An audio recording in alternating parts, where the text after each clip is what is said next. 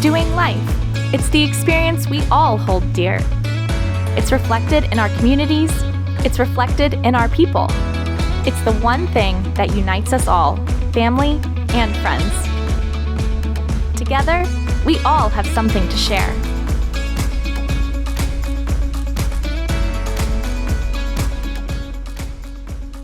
Our guest today is Lorri Silvera. She has a toddler at home, plus she's expecting. So I thought she'd be a great fit to talk about sleep.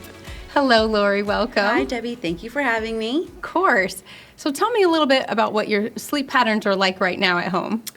Well, thankfully, I have been able to get them a little bit normalized and stabilized. But with when my now toddler was a newborn, it was very challenging. As a new mom, there are so many different things that you're adjusting to, and trying to figure out this little, my son was 8 pounds, this little 8-pound baby and meeting his needs. It's very challenging, and that really sent me on a path to figure out, how does this work? How do babies sleep? How do I, as a new mom, get what I need, for the rest that I need, so I can be a good mom to my son, but then how do I also meet his needs?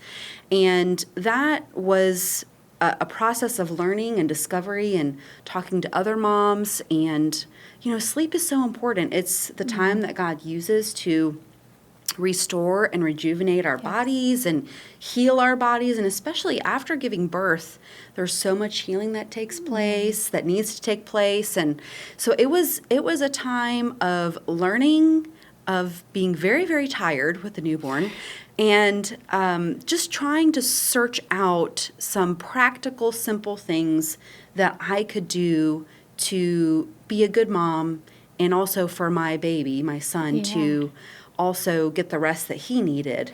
Well, that's great. I love that you took the time to do that. Now, do you have any secrets, anything that really worked for you that you'd love to share with others? Well, in the beginning, I remember my son, he, as a newborn, basically he would only sleep on me.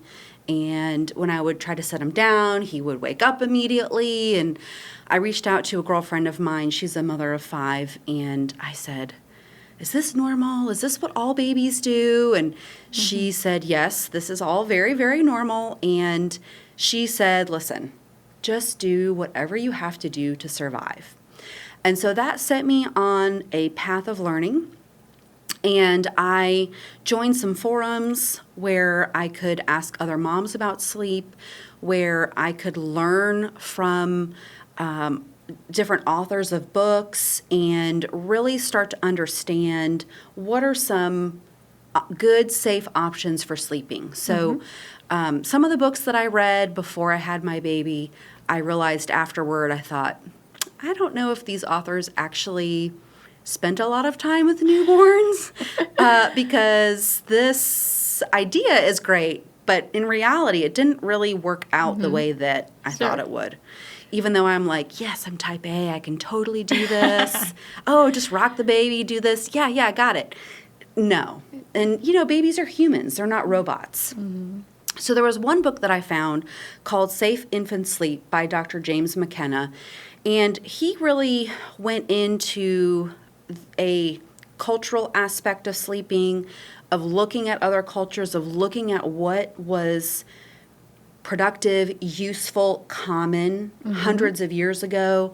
And he actually wrote this book about co-sleeping.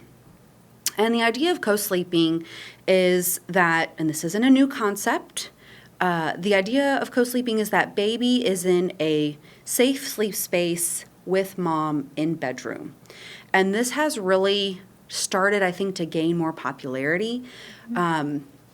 He talks about how other cultures approach newborns differently and approach newborn sleep differently. They have a lot of extended family close by.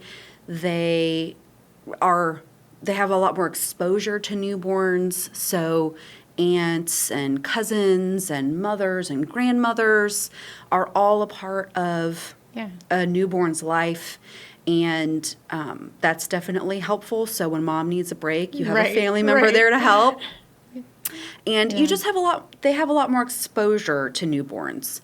And so what he recommends is safe co-sleeping, and how that typically looks is a separate sleep space close to mom in same bedroom. And that is, in my opinion, much easier than wake up, go to baby room, get baby, feed baby, try to get baby back to sleep, lay baby down. Oh, now baby's awake again because their head hit the bed and now they're awake.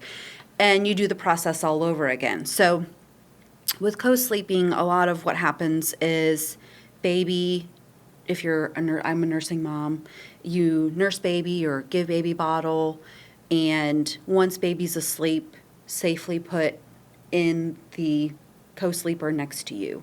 And there's a lot of different ways that looks. There's a bedside bassinet. There are actually little co-sleepers that you can put in the bed with you that have they have like raised edges. I've seen those. So all of those are very common and typical in co-sleeping environments. That's excellent.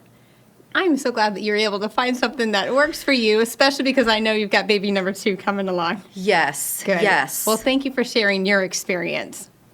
We all have different experiences, and we all have unique points of view.